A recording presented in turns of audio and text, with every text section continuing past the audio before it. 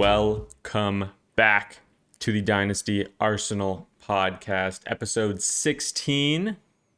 Cruising. Look at that, we can drive. I am Sammy Stacks, joined, as always, by my good friend and co-host Tags. And Tags, it was the week of our favorite tight ends. Yes, sir. Kyle Pitts going nuts on Thursday night for you, and for me, Darren Waller, who, to Kyle Pitts standards, put up a pitiful performance. Yeah, what is that? But to my standards, very good on Monday night. I was very pleased to see that. 2 touchdowns, six receptions, huge game.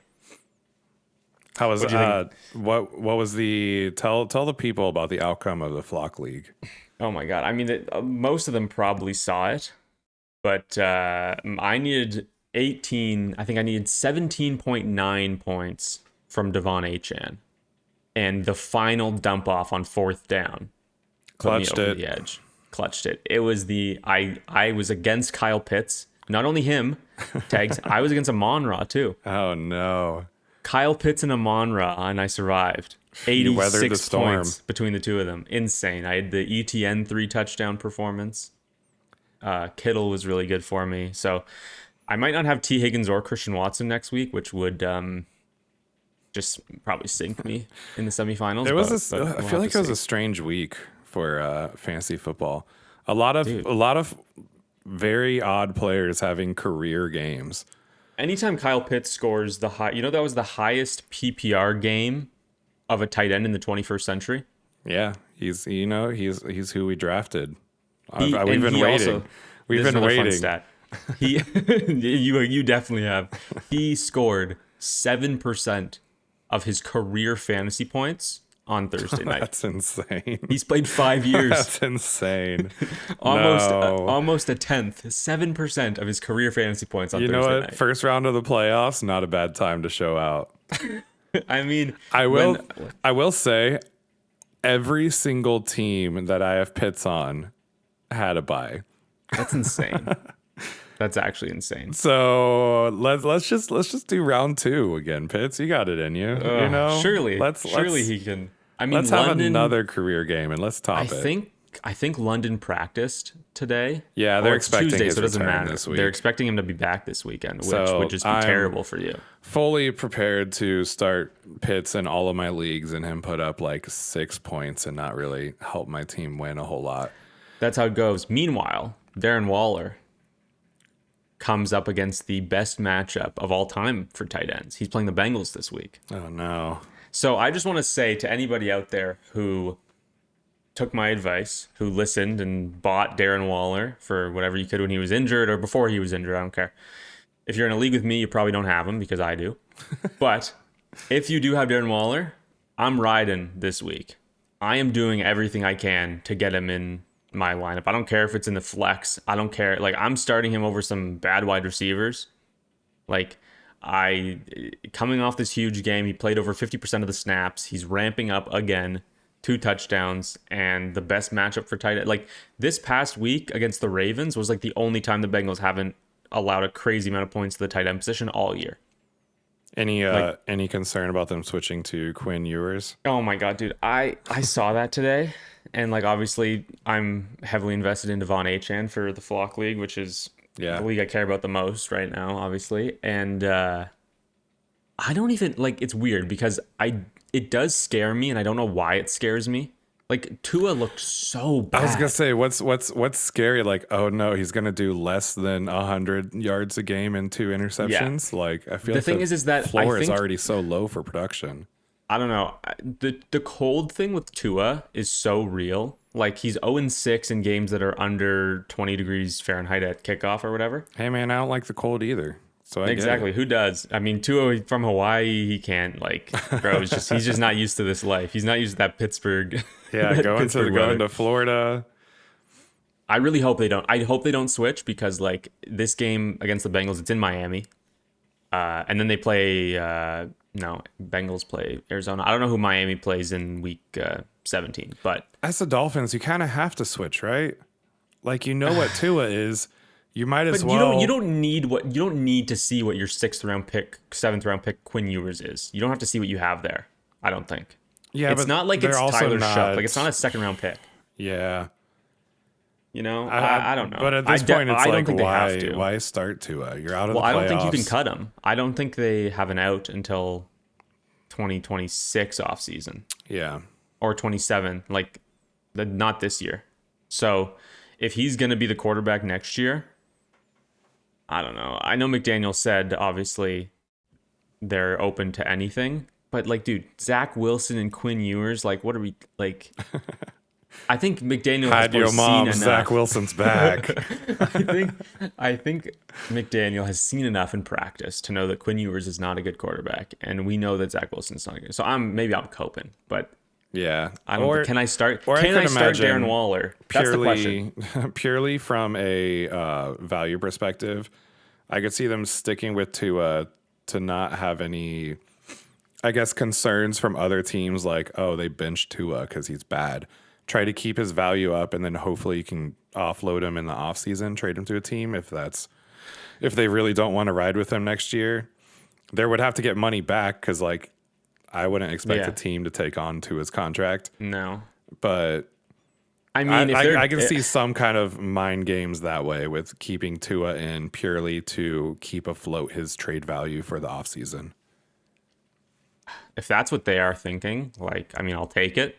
But I think that's insulting the intelligence. That's insulting the intelligence of every scout in the league. Yeah, the Dolphins are just a mess. So they are a mess. Anyways, we're not talking about the Dolphins this week. What are we talking about? We're not. We're gonna do a little intro, a little preview, dipping our toes in the water of the 2026 rookie class. Obviously, this is a Dynasty pod. We're gonna be covering the entire offseason. And which one could be a Dolphin? Which, yeah, we will talk about who could be a Dolphin. But yeah, we're going to talk about all offseason. We're going to go through the rookie drafts. That's the biggest part of the Dynasty offseason, really. And yeah, we're just going to, mainly because this coming weekend, obviously we're recording this on Tuesday, December 16th. This coming weekend is the start of the college football playoff. And myself, I know Tags as well, we're not huge college football guys. I watch the occasional big game every once in a while. But I really, since they've expanded the playoff especially, I watched almost all the games last year. And it's as this NFL season is winding down, it's a good intro to the draft and to the rookies. So we're going to talk about the top of the class, the guys that are probably going to be first round picks in your rookie drafts, as well as some deeper names who you can watch in the college football playoff this weekend and beyond. Yeah, the playoffs help boost a lot of players' stock. We see it every year. Xavier Worthy was a big one last year. Adonai Mitchell was a big one. So it's fun watching them in the playoffs because that's their biggest time to shine. It's going against the best competition in the college world, and a lot of players can boost their stock from that. So it's fun kind of seeing these players. Cam Scadaboo was the biggest one last year. He had a big, he had the Big 12 championship and then also the college football playoff game they played against Texas where they almost won. It was like a field goal at the end, and he was insane. He was puking on the sideline. That was like our intro to Cam. He had passing yards. He had rushing yards. Oh, he had receiving yards. He was the entire offense was Cam Scadaboo. Yeah. And you know what? Like, I remember watching his performance in the playoffs and thinking, okay, this dude is like a monster. He's great. And then I let his draft capital scare me off drafting him because he was taken, third round? Fourth. Yeah. He was a fourth round. I was hoping he'd be a day 2 guy. Yeah. And that scared me off of him. Didn't draft him as much. And I regretted it because I'm watching his tape in the playoffs last year. And I'm like, this guy's legit. Like, yeah, it was the athletic profile that really tanked him because I don't even think he ran a 40. No, but not until his pro day. He's probably like a 4.6 guy, and at the running back position, that's just like people don't like that. And yet we've seen that he was awesome for the Giants. He'll be an interesting conversation this offseason. Actually, I'm excited about that because which is 40. My hot take is that 40 times are overrated for running backs. Like, yeah, probably. How often are they busting an 80-yard run? 99% of their workload is following, like having the vision to follow your blocks and then burst for a 10-yard gain, for a 15-yard gain. Well, Those I are the mean, most productive players, are the ones getting that can turn a 5 yard play into a 10 yard because they have that extra burst once they see the hole open. But like a 428 40 yard dash time's not going to be able to do that. A 4.4 guy can do that just fine. well, and I think there's an interesting parallel with that. The biggest riser from the combine last year was Bashal Tutin, who was a late day 3 projected pick.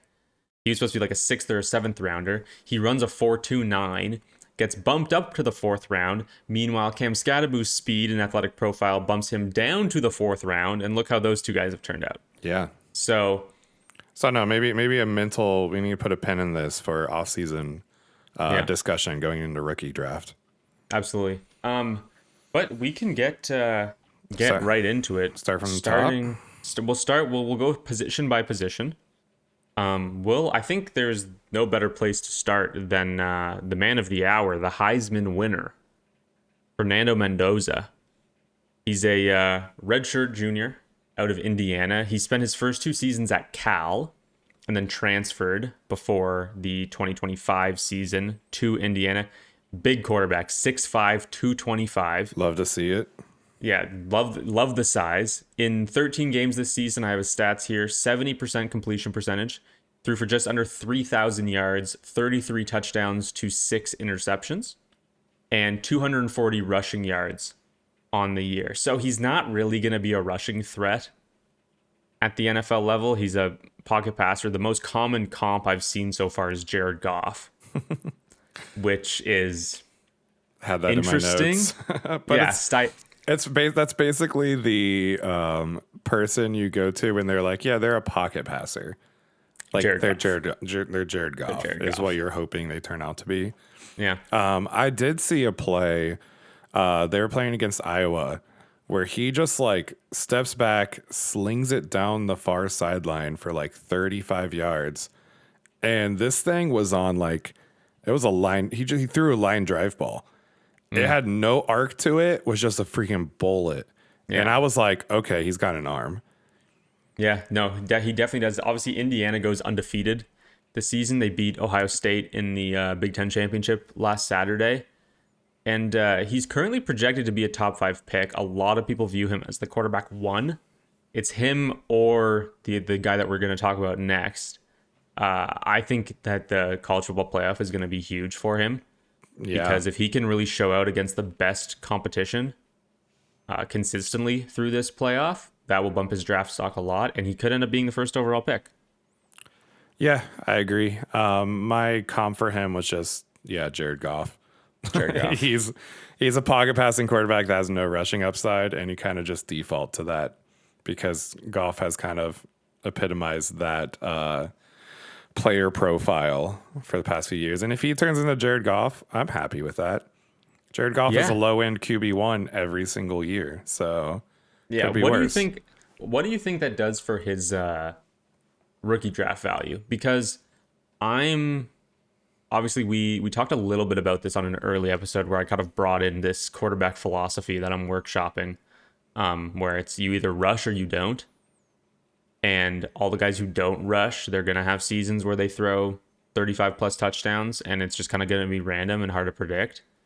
If Fernando Mendoza is going to fall into that category, I don't know if I'm going to want him over any first or second round running back, any wide receiver taking in the top 20, like this kind of thing. Obviously, those things could change, but how do you view this sort of just statue in the pocket, not going to give you any rushing upside, coming into probably a terrible situation, by the way?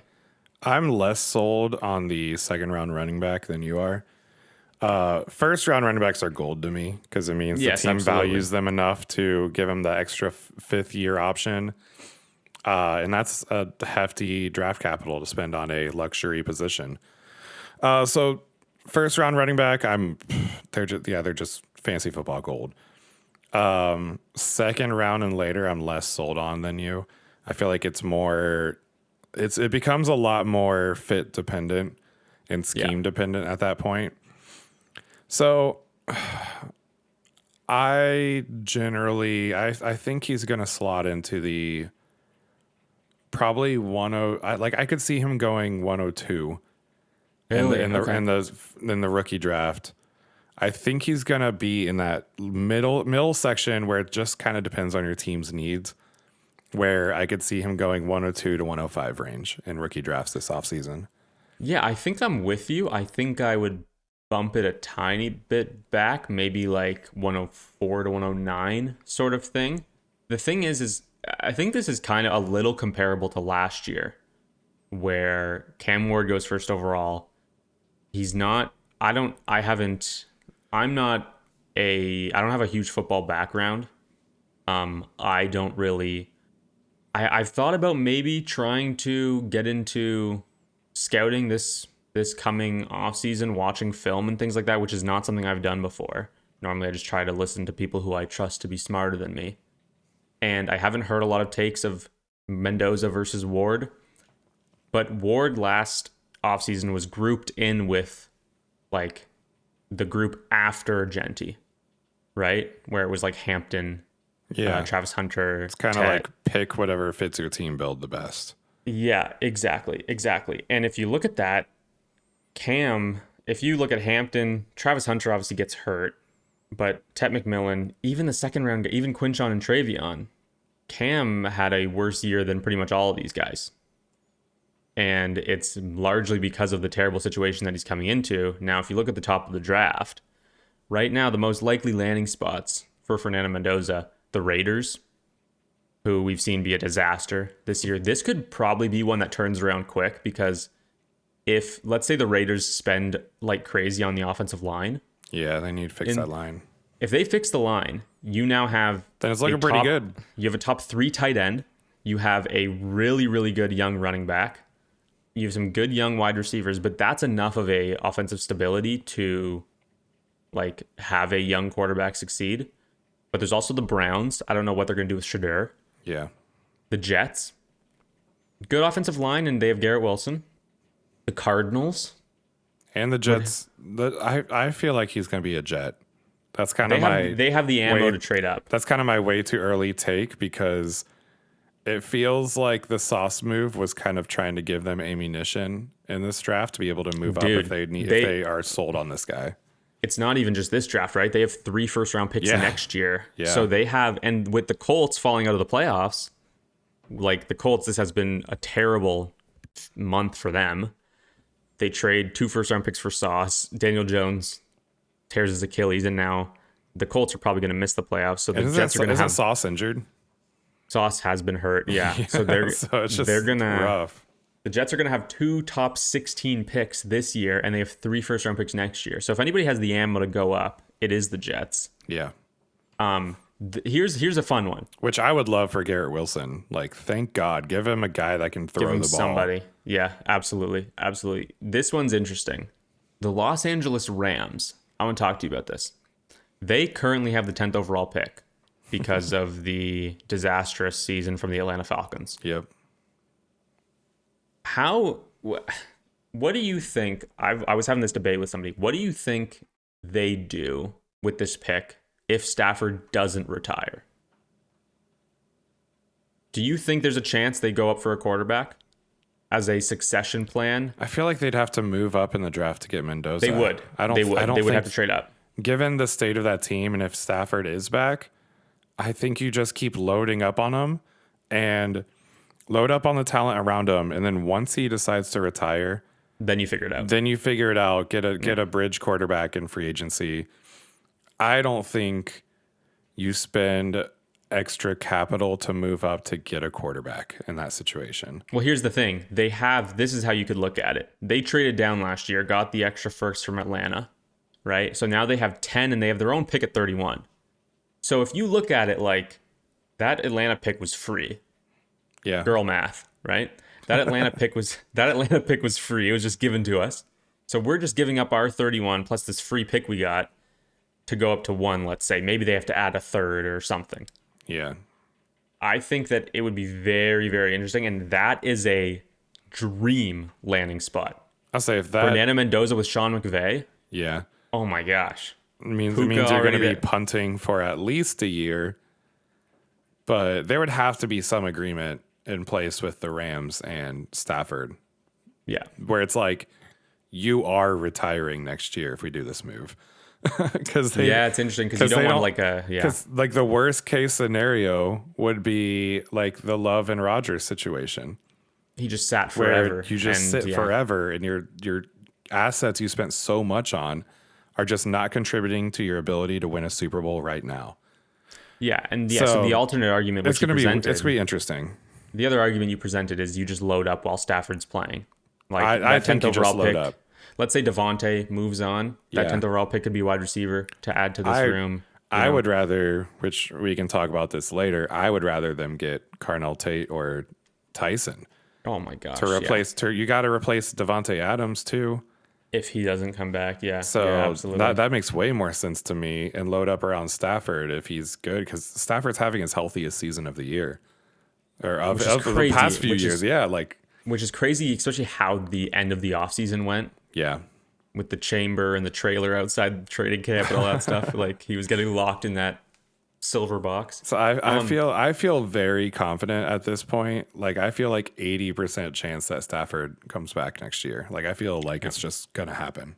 All right. The other quarterback that is likely at the top of this draft is Dante Moore. He's a redshirt sophomore out of Oregon, 6'3", 206. Again, has the size. He played in 9 games in 2023 at UCLA before transferring to Oregon. Then he sat behind Dylan Gabriel last year before starting all 12 games in 2025. In those 12 games, 72.5% completion percentage, 2,700 passing yards, 24 touchdowns to 6 interceptions, and just under 200 rushing yards. Again, not going to be a rushing threat. The biggest question with Dante Moore is if he will declare. We don't know yet. This is a big talking point amongst draft circles at the moment. And probably the biggest story to watch going into the playoffs for fancy people. Yeah, because it's going to depend on what he does in the playoffs and if that raises his stock at all. For sure. Absolutely. And there's a question, even if it does raise his stock, what happens there? Because he's a 1-year starter here, right? There's a lot of talk about how big the NIL money is going to be for him. Oregon's partners with Nike, so there's a lot of money there. Definitely helps. This is his first year as the full starter, right? So we've seen a lot of quarterbacks recently come into the NFL with not a lot of experience and do poorly. There's a lot of talk about you want to get as many reps as you can in college before moving on to the NFL level so that you're more prepared, right? And with NIL, there's a bigger reason to stay in college beyond just the reps thing because you can make money now. But the thing, I could see a world where he decides to go back, but the top 5 NFL draft pick money is a different level than what he's going to make in NIL. It's also fully guaranteed, right? I'm of the mindset if you're going to be like a top 10 pick in the NFL draft, you have to come out. Yeah. Because you don't know what's going to happen. There's so much that can happen to lose your stock. Like another guy in the college football playoffs, Carson Beck. He is a prime example of this. He was supposed to be the belle of the ball last year in the last year rookie draft. And one season completely tanked his stock. And almost all the draft analysts I talked to were saying that he's a top 6 pick if he would have came out when he was ineligible. If he came out that year, he would have been a top 6, top 7 pick. Yeah. And 1 year tanked his stock, and he's going to be like a 6th round pick maybe this offseason. Exactly. He'll be in that range. And Drew Aller as well. Yeah, there was a lot of talk about him before the college football playoff last year, if he would go back or not. He decides to go back. People thought he could be a late 1st round pick, sort of like around where Jackson Dart went. And he had a terrible 2025. Disastrous. Now he's going to be a day 3 guy, probably. So I'm of the opinion if he gets the feedback from the NFL, from scouts and whatever, that he's a top 5 pick, I would imagine that he declares. I agree. But that's going to depend on his performance in the college football playoff. Yeah. If he doesn't ball out in the playoffs, then maybe it's like, oh, you're going to be a fringe 1st rounder, and then he probably goes back. Yeah. But it's so that'll be that'll be very interesting to watch. He's such an interesting player. My comp for him is a less polished Baker Mayfield. He doesn't have rushing upside, but he has escapability level of rushing work. Like he can hit that 2 to 300 yards rushing a year fairly easily, I feel like. He extends plays by moving out of the pocket, escapes outside, doesn't look to run the ball much. He kind of escapes out of the pocket to look to throw. He's really good versus pressure. He has a 61.5 completion rating with only 1 interception when pressured. And that's going to be a perfect fit for the Raiders or the Browns. Both of those fits kind of fit his skill set really well, with standing in the pocket, being able to deliver against pressure, and then being able to extend plays. Both the Raiders and Browns feel like a perfect fit for him. So it all depends on if he declares. If he gets top 10 draft stock, I think he will, because it's hard pressed not to hey, let's get 5 years worth of money now, rather than risking it on one season. Even if the NIL money is nice, are you going to take $3 million up front, or are you going to take $10 million over 5 years? Just lock in your long-term contract now if your draft capital is that high. So it's going to be one to watch during the playoffs. The other note is his offensive coordinator is leaving this offseason. Oh, interesting. Okay. That might nudge him towards going in the draft rather than staying and trying to work it out with a new offensive coordinator or trying to transfer it to another place. So there's a lot of different options for him there. And his college football playoff journey starts this weekend against JMU. They should probably blow him out. JMU is I would imagine Sun Belt winner or whatever. Mendoza doesn't play this weekend because they are they're the 1 seed. They have a bye. But yeah, Dante Moore, it'll be very, very interesting to watch. There aren't really any declare or not declare guys besides him that are projected to go so high. There is one more guy I want to touch on quickly, and that's Ty Simpson.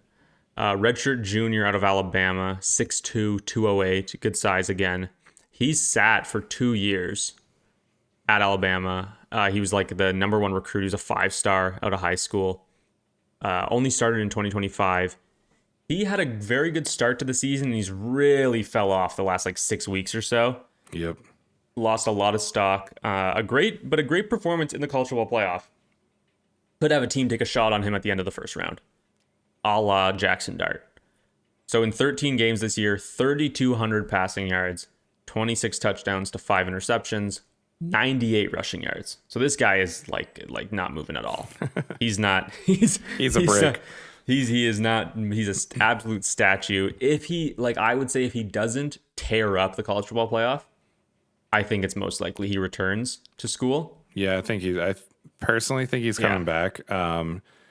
You probably won't find a better pocket passer when there's a clean pocket around him. He has a 69.9% completion rating from the pocket with a clean pocket around him. 23 touchdowns to 3 interceptions ratio with a clean pocket. So this guy loves having space to set his feet, make his reads, which means he's the exact opposite of Dante Moore. Do not go to the Browns or the Raiders. Yes, exactly. You need a good situation. He also doesn't have the best deep throw to me. Only 41.5% completion rating with a 5-3 touchdown to interception ratio on throws over 20 yards. So kind of struggles on the deeper throws. And to me, he feels like a slightly bigger Bryce Young, which isn't extremely exciting to me. But that's not very exciting. And also it makes sense as they're both coming from Alabama, that they both kind of play very similarly. But just given his stats right now, I'm just go back to college, work on the deep ball, work on throwing under pressure, come back for next year's draft, which means if he sits next year's draft could be so loaded.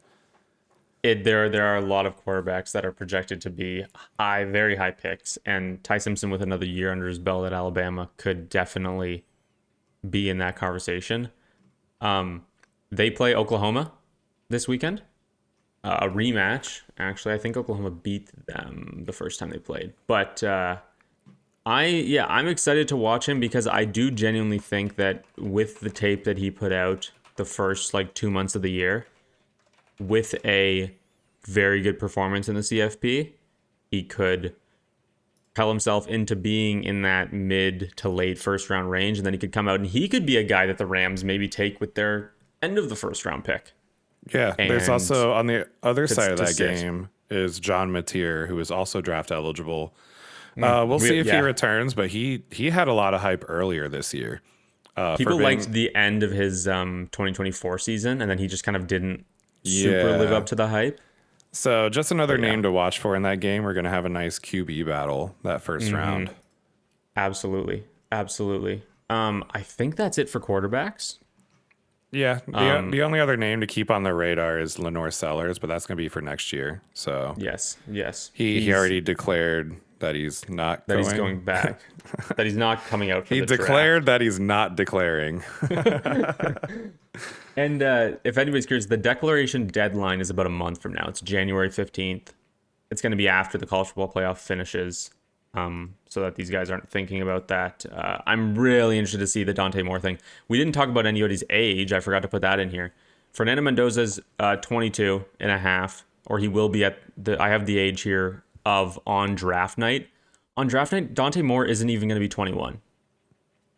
He's a baby. He's a really, really young prospect. And I could easily see him going back, like for all the reasons that we mentioned already. Moving over to the running back position. This is most likely a one running back class. There are some guys that people like, but it's not going to be like last year. Last year we were gifted and blessed to have so many exciting names. This year it's Jeremiyah Love and then not a whole lot of other hype. There's a outside of few that. interesting names is what I'll say that may sneak into like late second, third territory. Like sometime on day 2, yeah. But should we go through the not exciting names first, and then we can be like, all right, now that we got that out of the way, let's talk about the fun one. Sure. Yeah, go for it. Couple guys to take note of is Justice Haynes from Michigan, Jonah Coleman from Washington, Jadarian Price from Notre Dame, Katron Allen from PSU, and Nick Singleton from PSU. And you had a few names too, didn't you? Yeah, so those are probably the top guys of the class behind Jeremiyah Love. I have a few deeper names that are specifically playing in the college football playoff that we can pay attention to a little bit. Texas A&M has Le'Veon Moss, Jaden Ott at Oklahoma, Makai Hughes at Oregon, and Jamarion Miller, or as they call him, Jam, at Alabama. That's a fun one. Jam Miller. You know what? Put him as a second round pick right now, just by the name. Well, we love memes and nicknames on this pod. So, but yeah, Jeremiyah Love, he will, barring something crazy happening, be the 101 in this rookie class. He's a junior out of Notre Dame, 6 feet tall, 214 pounds, good size. He's been the lead back for 2 years at Notre Dame in 12 games in 2025, 199 carries, 1,372 rushing yards, 18 touchdowns. He added on 27 receptions, 280 receiving yards, and 3 touchdowns through the air. He's a true dual threat at the position. He's going to be a guy that's used in the passing game, and he's projected to be a top 20 pick. He's in the Bijan Genti range of projection for the draft, a guy that could easily be picked in the top 10, depending on how the rest of the draft looks, right? And very, very exciting that we're getting one of these guys for the third time in 4 years. Yeah, we've been kind of lucky with the running back having a top tier talent at the top of it. Yeah. My first introduction to Jeremiyah Love was last year in the playoffs, and I watched him hurdle a linebacker. Linebacker was standing up, and he hurdled the linebacker and ran for another like 10 yards. And then against the PSU game, he had that 2-yard rushing touchdown. And you're like, it's a two-yard run. What's so exciting? He single-handedly fought through 4 defenders and then reached out, got the touchdown in the playoffs. And he's got He's the perfect. He's like one of the most well-rounded running backs I've seen. He has a perfect kind of mix of strength, agility, vision, receiving ability. There was one play this year. He had a 30-yard catch down the sideline where he's on a streak down the sideline, throws in the ball. He just goes shoop, grabs it with one hand, goes in for the touchdown.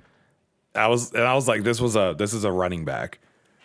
So I'm very excited for Jeremiyah Love. I think he's kind of locked in to be, I feel like at least like a top 15 pick in the NFL draft.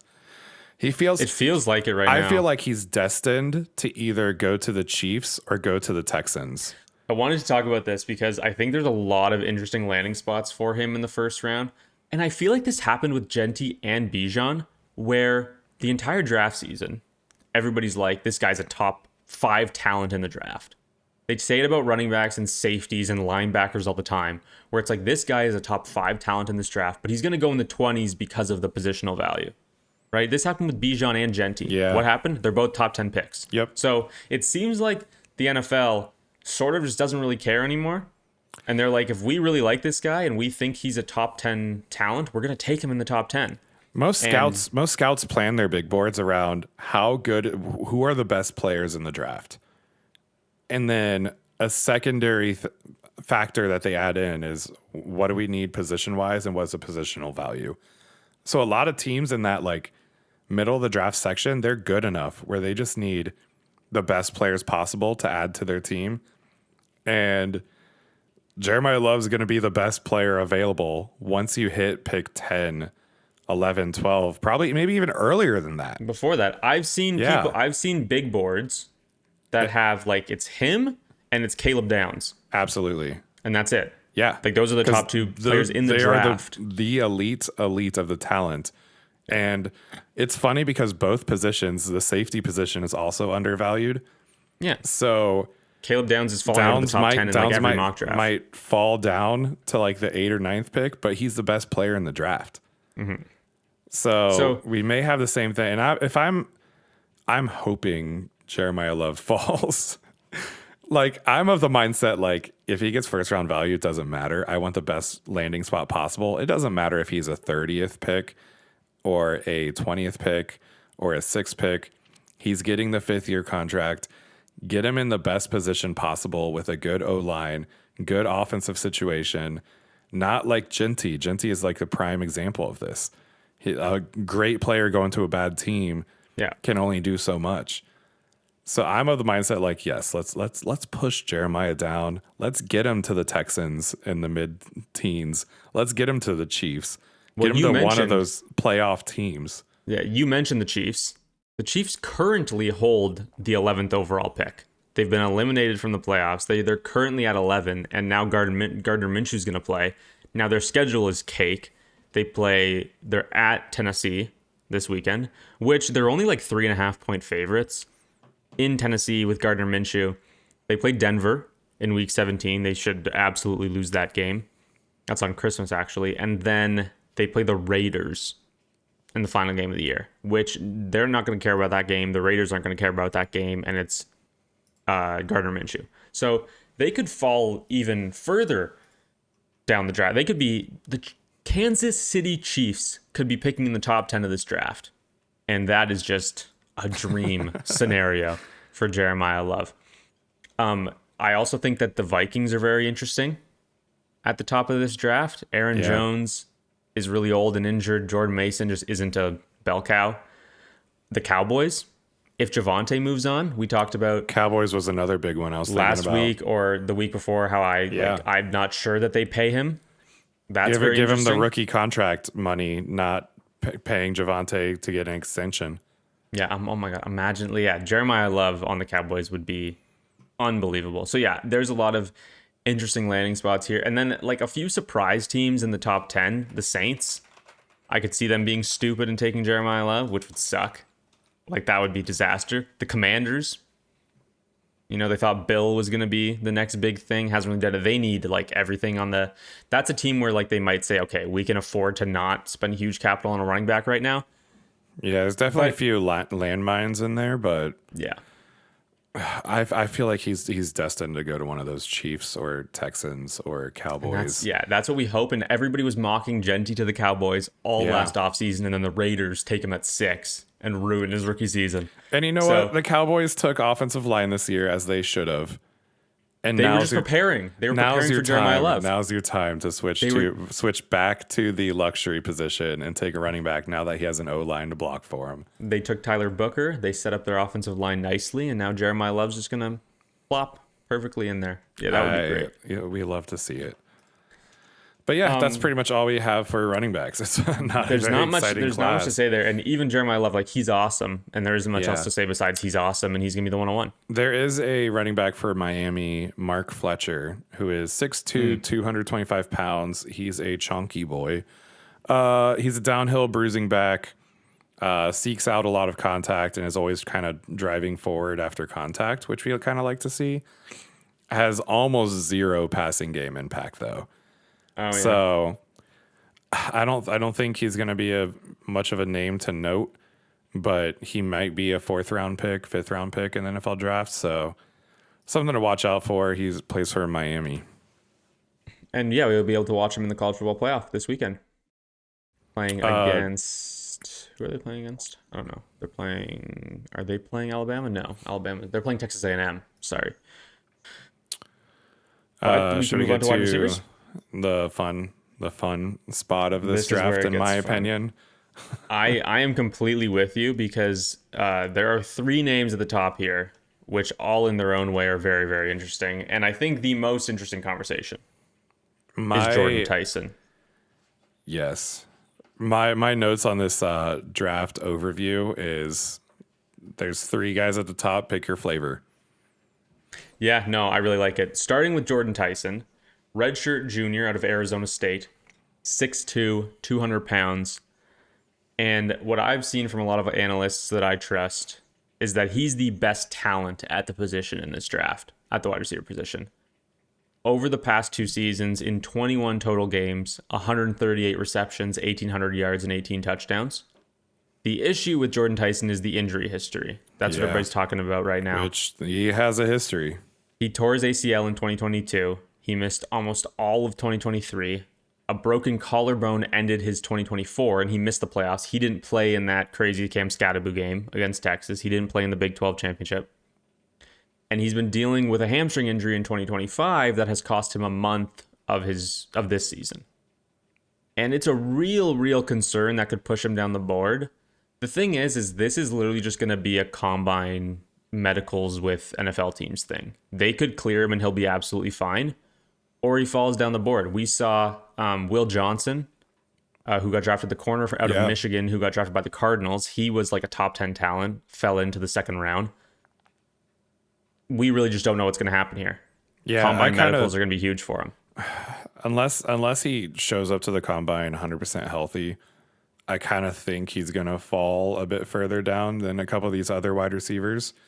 Just because a lot of the teams picking at the top of the draft don't have the luxury to take on the risk of a player. A lot of these GMs and coaches are in the hot seat, so they need a player who can produce now and can be relied on to be on the field. So I feel like that he's going to be off the draft board for a lot of these teams picking at the top of the draft purely because of that. And you're absolutely right in the sense that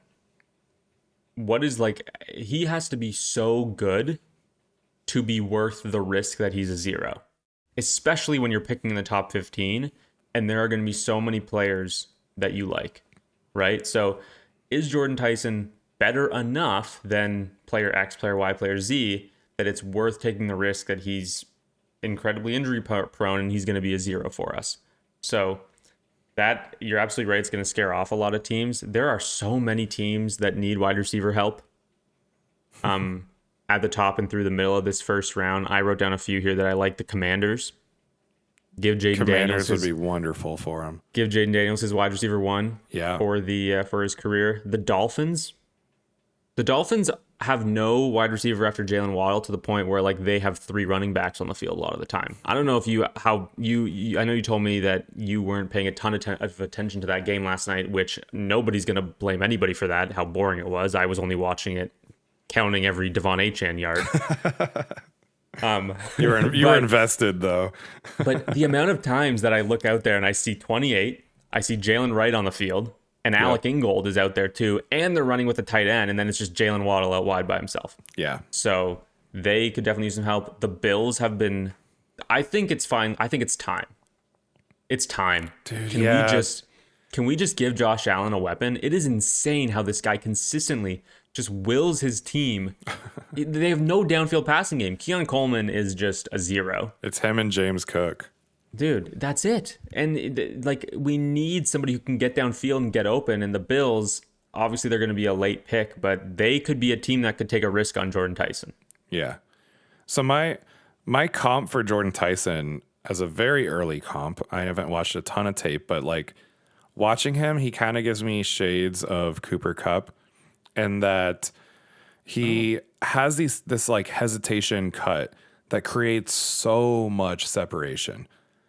He does a twitch and then is just like gone, and he gets 4 yards of separation immediately. He's got incredibly reliable hands, has only dropped 1 pass all year, and he excels really well against zone schemes. He knows where to be. He knows where to be and when to be there. And he's just a very smart player as a wide receiver. And like the only knock I have is like the injury concerns.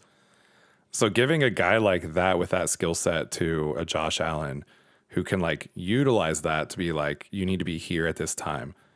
Like that, he's a perfect guy to drop in that system. Same with Jaden Daniels, Commanders. That would be a perfect scheme for him. It just depends on how scared the teams are of his injury concerns. There's another AFC East team that will be picking in the late 20s. Hopefully for you, they're picking at 32. I'm hoping for that. I think he's going to be way out of. He's going to draft it before he gets there at 32. Well, if it's an injury issue and teams are scared, he could be a guy that falls. And the Patriots are another insane landing spot for him. Would love that. Moving over to the next guy, to my homeland. Yes. Right down the road. Right down the road. Talking about Carnell Tate. Carnell Tate Jr., wide receiver out of Ohio State, also known as the wide receiver factory. You got it. Which, did I see correctly? Heartline's leaving. Heartline is leaving. What does this mean? What does this mean for the future of Ohio State wide receivers? Because for anybody that doesn't know, Ohio State's a wide receiver factory, right? Chris Olave, Garrett Wilson, Marv, JSN, Egbuka, Carnell Tate, Jeremiyah Smith next year. And Brian Hartline, the wide receivers coach, has got a lot of the credit for this pipeline that they've had. Former to the Dolphin. NFL. If we're making ties to the beginning of the episode now that we're full circle. Oh, there you go. I didn't even know that. That's awesome. But yeah, so he's leaving, but Carnell Tate's coming out this year. So Carnell Tate is 6'3", 195. He's been a little overshadowed by Jeremiyah Smith over the past 2 years, who, if you guys don't watch any college football at all, Jeremiyah Smith is going to come out in 2027. Jeremiyah Smith, people were saying after his true freshman season that he would be the first overall pick in the 2025 NFL draft, ahead of Cam Ward, if he declared as a true freshman. Yeah. Like, this guy is absolutely insane. So Carnell Tate, in 10 games in 2025, 48 receptions for 838 yards and 9 touchdowns. Now, I don't think that stat lines are insanely important for college wide receivers as much as some other things potentially, just because there are games where Ohio State is up 40-0 at halftime because they're playing, I don't know, the College of Electricians or something, and they just blow them out, and then you put the backups in, right? But Carnell Tate's projected to be a top 15 to 20 pick. And here's the thing. You just draft Ohio State wide receivers when they get picked high. That's just what you do, and you profit. Yeah, that's it. There's no regrets there when you do that. This guy has he's 6'3", and a lot of people will profile him as a big body catcher because he's a legitimate great contested catch receiver. He has an 85.7 contested catch rate, which those are supposed to be 50-50 balls. Anything over 50%, you're doing above average. You're doing great. He's got 85.7 contested catch rate. And I know a lot of people are going to see that mixed with 6'3" and think, oh, this guy's a big body wide receiver. How many of those don't work out in the NFL? Watch this guy's routes. He's got elite route running and movement ability, and he is so twitchy for a 6'3" receiver. If you watch his highlights, almost every single play, he has like 4 or 5 yards of separation. He's so quick in and out of his cuts. He just creates separation in abundance, and he's honestly not needed very much for the contested catches. Almost all the contested catches were because the ball was underthrown or poorly thrown, and he had to bail them out, not because he wasn't getting separation. So I'm hyped about him. I think he's guaranteed to be a top 10 pick. I kind of slot him in that's as early as probably pick 3 or 4. We could see Carnell Tate going. And my apologies if you didn't mention this already, but he has 0 drops in 2025. Yep. He's a baller. Just incredible. And like we said, Ohio State wide receiver factory, just draft them. I already mentioned the landing spots. In the top 10, like let's say the Jets decide they don't, let's say the Jets, I don't know, they sign Kirk Cousins or something, and then they don't, they punt the quarterback to 2027. They could take Carnell Tate. You mean Justin Fields, right? I wish I meant Justin Fields. my 50% dynasty shares need Justin Fields to start somewhere, and I'm just that's rough. Thanks for bringing down the pod, Tags. Sorry, I had to. Just the whole mood has dropped now. I'm gonna throw a tantrum. But yeah, Carnell Tate to the Jets would be cool. Like you said, in the top 10, Washington, like we talked about. The Rams, oh my god.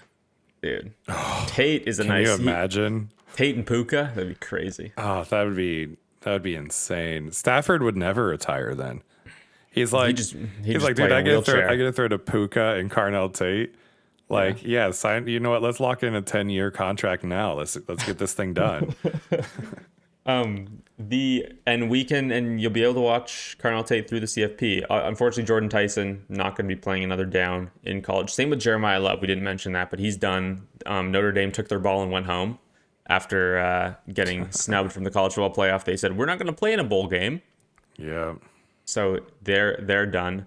The last wide receiver who is like a fringe, currently projected like top 10, top 15 pick is Makai Lemon, the junior receiver out of USC. 5'11", 195, so he's a bit smaller. He won the 2025 Biletnikoff, which is the award given out every year for the best wide receiver in college football. I don't know if you saw Jeremiah Smith posted on Twitter. It was some like clip from a movie where it's like it's like his Joker era now because he got snubbed for the Biletnikoff. Oh God, can you imagine Jeremiah Smith on a revenge tour? Dude. Oof. Oh my God. He's gonna leave a trail of like downed DBs everywhere he goes. The disgusting tank battles that are gonna go on next year for people in dynasty drafts that want Jeremiah Smith. Okay, if you didn't buy your 2027 picks already, you're done. You can't. Like this year has been the first year I've ever seen on Keep Trade Cut where the picks 2 years out are more valuable than the current upcoming picks. And Keep Trade Cut. This is maybe we can talk about this more at some point. I don't think this would require a full episode at all, but don't do that. I would not take right now if you offered me the 2026 101 or the 2027 101. I'm taking the 2026 101. I don't care. Like Jeremiah Love or Jeremiah Smith. Sorry, this is gonna be hard with the same name. Too many Jeremiahs.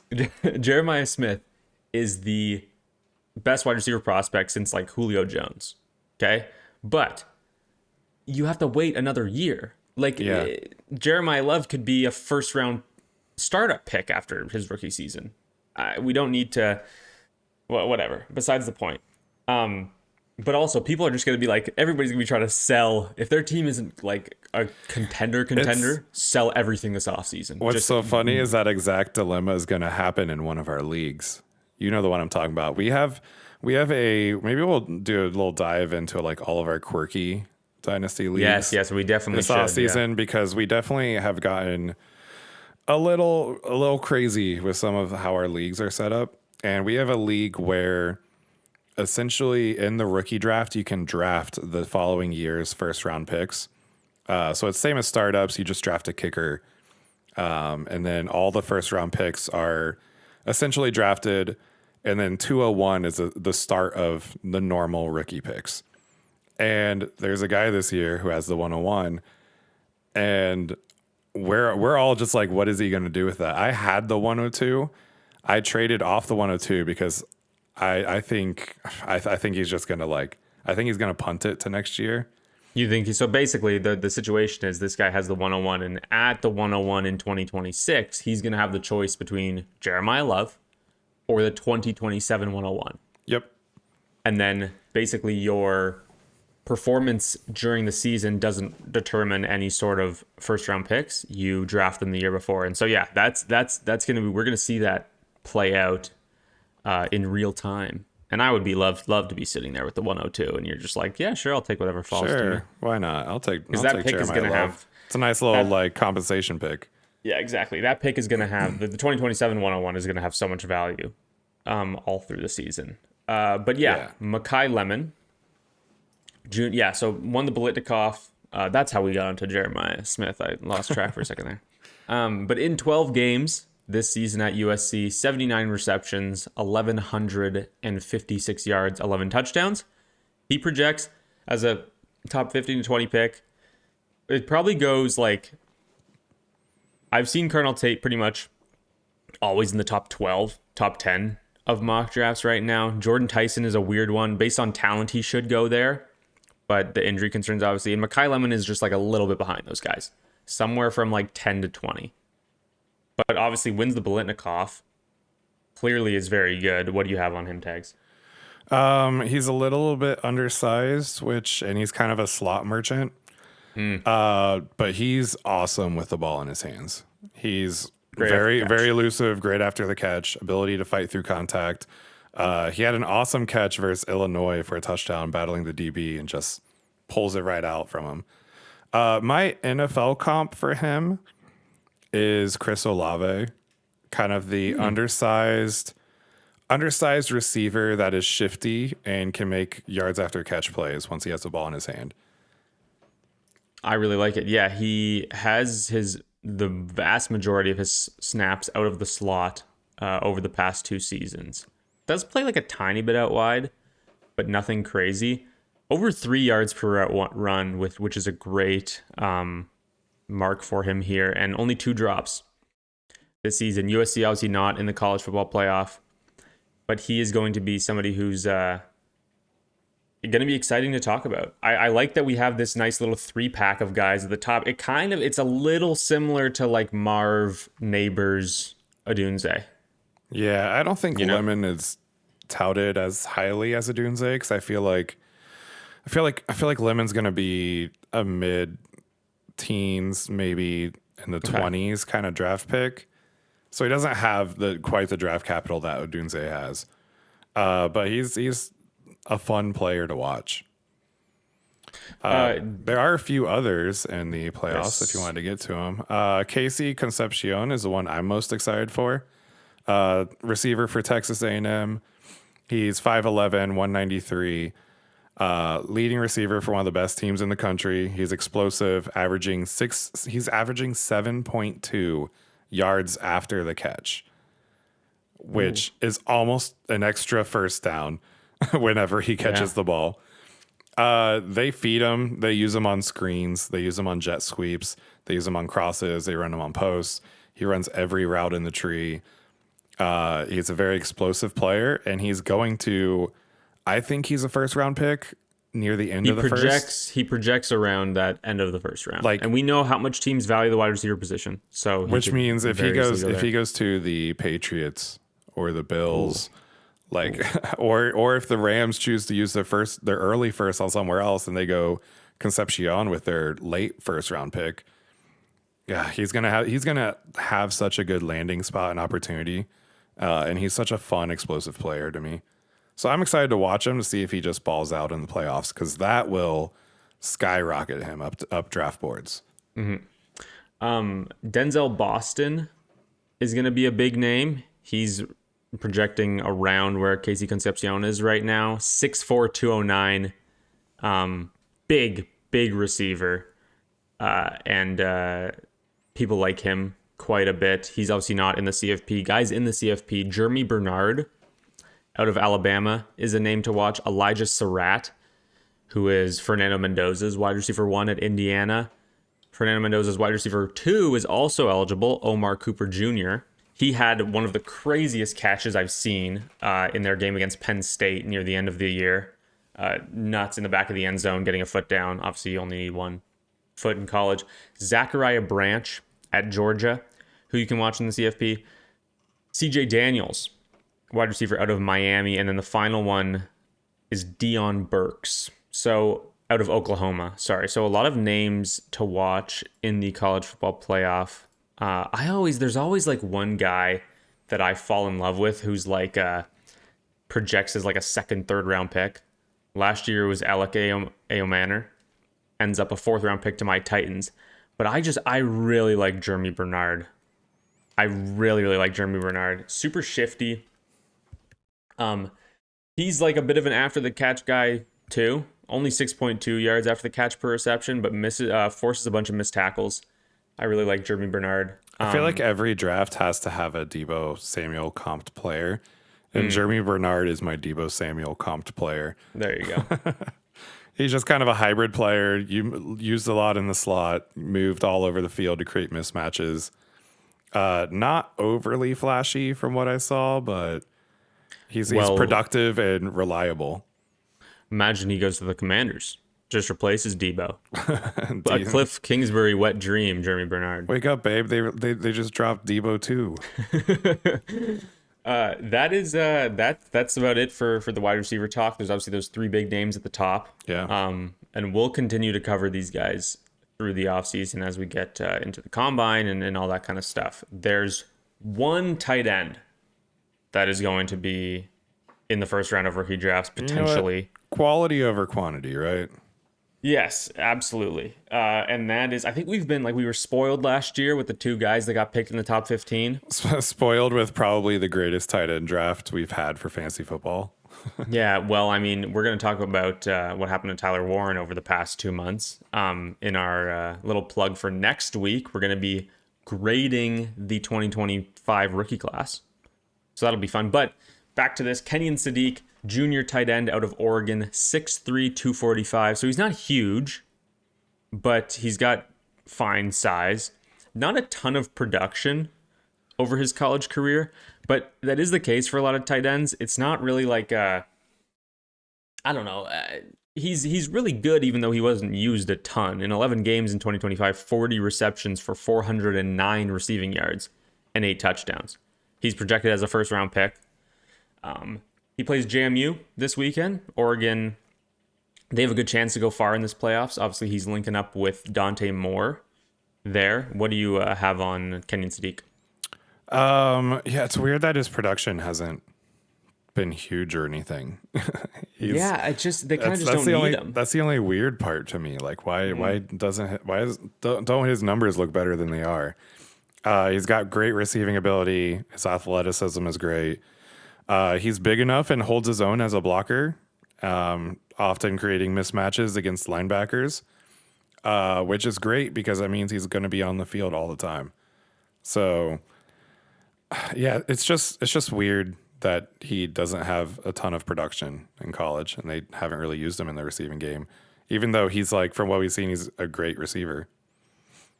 Yeah, 6 drops in 2025, which you don't love to see that. But he does miss a good amount. He forces a good amount of missed tackles. And we're going to learn more about these guys as we go along. That's definitely going to be a mystery that needs to be solved of what is going on with this Oregon offense. Why didn't they use him as much? Because analysts love him and he projects as a first-round pick. Yeah. And obviously, like, Tyler Warren was the Penn State offense. Did you when he was there? Did you watch the NFL Stock Exchange on fixing the Falcons? I did. And they were just like, you know what, the Rams should use their pick and take Kenyon Sadiq and just be like, this one goes to you, Falcons, since they took Pitts all those years ago. Oh my gosh, terrible. Terrible. But yeah, well, Pitt's finally working out, so vindicated. I'm sure there's going to be some tight end prospect that jumps up as a second round pick, third round pick that starts garnering interest. But right now it's like a one horse race with Sadiq as tight end, and that's pretty much it.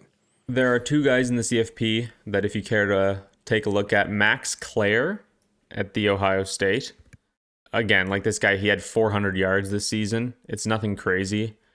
But he's a big guy, 6'5", 243, they list him as. And then out of Alabama, I don't know if I'm going to be able to pronounce this, Josh Cuevas, I think, maybe, out of Alabama, tight end. He's another guy that we can be watching in the CFP. But yeah, that is sort of the intro to the rookie class here. We don't even know who's all declaring. So we're not going to get into... This is kind of... I want to approach this sort of how I looked at the rookie class in years past before I was doing a podcast, where it's sort of just like, okay, I'm just watching these guys through the college football playoff. And then as things ramp up, there's a few draft podcasts that I listen to. The NFL Stock Exchange, as Tags mentioned, is one of them. I think they have their early wide receiver rankings tomorrow on Wednesday. So I'm going to be glued to that to see what they think of a few of these guys. There is one more player to keep an eye on. Oh, okay. And he has a very interesting situation, and he has the best name out of everybody. We're talking about Trinidad Chambliss, the quarterback for Ole Miss. He has a very interesting situation because he's technically done this year, but he's filed a waiver for eligibility for next year. So he's hoping to return next year. He may be in the draft this year. But he started their season on that team as their QB6. He was essentially a walk-on, and wow, he rose all the way up to be the starter on the team. He has a 157.6 passer rating this year, which is incredible. And for fantasy football, he has huge rushing upside. Yeah. So plays for Ole Miss. He's quarterback.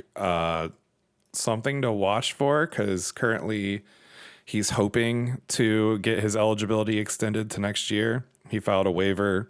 If not, he's going to be in the draft this year because he has to be. And he's been a great quarterback. He fought his way up to QB1 out of 5 other guys on that team. That's awesome. And coaches are going to freaking love that mentality. So a guy to watch. I freaking love him. He's great. I hope he balls out in the playoffs, because if he balls out in the playoffs, he could be one to kind of emerge as a guy that starts getting into the talks with those top quarterback options. Mm-hmm. Yeah, absolutely. And we can also, Carson Beck, who we didn't really talk about, is also in this draft and is playing at Miami. So he's, I don't know, could he be like a Tyler Shuck projection potentially? Like, we didn't, this time of last year, like December 2024, nobody was talking about Tyler Shuck. He was sort of a late riser in the process, being such an old prospect. Yeah. But that's interesting. I also want to alert everybody to one other prospect, not in the college football playoff, but he's a wide receiver out of North Dakota State University. Christian Watson 2.0. Let's go. Well, he if he's Christian Watson combined with his brother, not Christian Watson's brother, this guy's brother, then he's going to be great. This is Bryce Lance, brother of Trey Lance, 6'3", 209. He's huge. 1,000 yards in back-to-back seasons. This guy's an absolute monster, and I just thought it's funny that Trey Lance is a brother. And he also went to North Dakota State. What's the family connection there? I have no idea. That's very weird. Why North Dakota? Maybe are they from North Dakota? Where's Trey Lance from? Yeah, low commuting cost. I didn't know anybody was from North Dakota. Trey Lance is from Minnesota. I've been to North Dakota before, and there were a lot of buffaloes there, and that's all I saw. Yeah. Wow, that's interesting. No people, just buffaloes. Just buffaloes. Wow. Yeah. So I was touring with a band. Even the venue staff were buffaloes. It was crazy. Practice at North Dakota State must be pretty tough if you're just dealing with buffaloes on either side. So, I mean, put him in the first round, draft him. I mean, if he's anything like his brother, he should go third overall and then be terrible. What position does he play? He's a wide receiver. Oh, fun. So maybe Trey Lance gets an opportunity to start somewhere next year. Lance to Lance. And Lance, we get the brother connection. Maybe that can finally unlock Trey. I love it. That's awesome. Before we get out of here, Tags, we didn't really talk about our playoff situations. I don't know if anybody cares, and I think that there's maybe a bit of a stigma around podcasts where it's nobody cares about your fantasy team, but also I care. I'm the one who's doing the podcast, so yeah, so we can talk about whatever we want. we you guys can just turn it off if you want. What is it? After you like and subscribe. I had an incredible first round. So obviously, I think I texted you this. I had 11 teams in the playoffs. Out of my buys and my first round victories, 10 of them are going to be in the semifinals. I lost one matchup this weekend. One out of the teams that I had in the first round, which was absolutely awesome. So you end up in these situations in the semifinals and the finals where you don't even know what to root for until the final game of the week, because you have so much correlation of, I'm against this guy. I have this guy in 4 leagues, but I'm against him in 2. Yeah. And it's just all over the place. But really excited for the semis. What do you got? I had so I have one redraft league. It's a league with a bunch of friends. We've been playing. This league is on year 17 of the league. Wow. And let me give you the history of my team in this league. I've made the playoffs every single year. 17 years straight making the playoffs. You want to know how many championships I've won? It's 0. Really? I've placed second place, I think, 6 times. That's an insane run. My team is cursed there. There's teams in that league that have only made the playoffs 3 out of 17 years, and they've won 2 ships.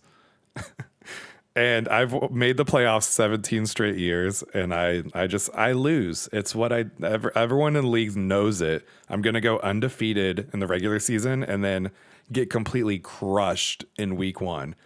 I was one of the top seeds. I think I was the number 2 seed this year.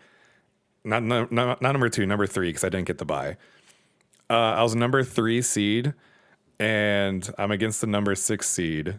I have Trevor Lawrence. Things are looking great. He scored, 6 touchdowns? Yeah, he was insane. And the rest of the team didn't show. They missed the plane. They missed the flight. I got blown out, and I had Trevor Lawrence with 6 touchdowns. Unbelievable. Every other player, I had Diggs. Diggs did nothing. I had Bowers. Bowers did nothing. Not a great game. Yeah. I have all these guys that just did not produce. So that my redraft league, it's cursed. It just happens. That's what next season is for. That's what there's always next year. There's always next year. So that team got knocked out, and then one of my dynasty leagues, which was by far my weakest, got knocked out. My team that got into the playoffs at 6-8, no reason for it to be there. It was supposed to be my rebuild team. Took down the number 3 seed. No way. My team's on a warpath. They're spunky. You don't know their names because they're just kind of nobodies. But you know what? They got heart, and that's what matters most in dynasty football, is that your team has heart. Dude, I have a league that we're in together, where I sort of mid-season, my team wasn't performing at all. I bought my first round pick back because I didn't have my 26 first. I bought my first round pick back. I sold off as much as I could. There wasn't a ton of demand for contending assets. I made the playoffs, and then this is a 3 wide receiver, 3 flex league, so it's a pretty deep starting lineup, but I put up 217 points. A 30 burger for a 27 burger from Dalton Schultz because we have a huge tight end premium. We all expected it. Darren Waller with 30 points in my super flex spot. Just absolutely insane. I'm in the final 4 and I started Tony Pollard and Bill Krosky Merritt this week. So, hey man, this is just anything can happen. Follow your dreams. Tags and I are probably going to be, obviously Sleeper hasn't rolled over their leagues yet. It could be a spicy week for us. We might be against each other in at least two leagues. Tags and I are going to be facing off in a few leagues this coming weekend. So if there's no pod next week, it's because it went very well for one of us and very poorly for the other. We'll have to see what happens. But so next week, like I mentioned, we're going to be grading the 2025 rookie class. That should be a ton of fun. It's going to be a fun one. Each player turned in their pop quiz, and we get our little red markers out and give them a grade. And I got to say, I'm not no more Mr. Nice Guy. We're going to be real about this. Gloves are coming off. I don't care. I don't care that they're rookies. We're not taking it easy on them. They deserve as much scrutiny as anybody else. Or praise. What I want everybody in the comments to do is let us know which prospect are you most excited to watch in the CFP this coming weekend. I think that's going to do it for the Dynasty Arsenal this week. And and hit us up on Apple and Spotify. Follow over there. Leave a like on the YouTube as well. And we will see you all next week. Later.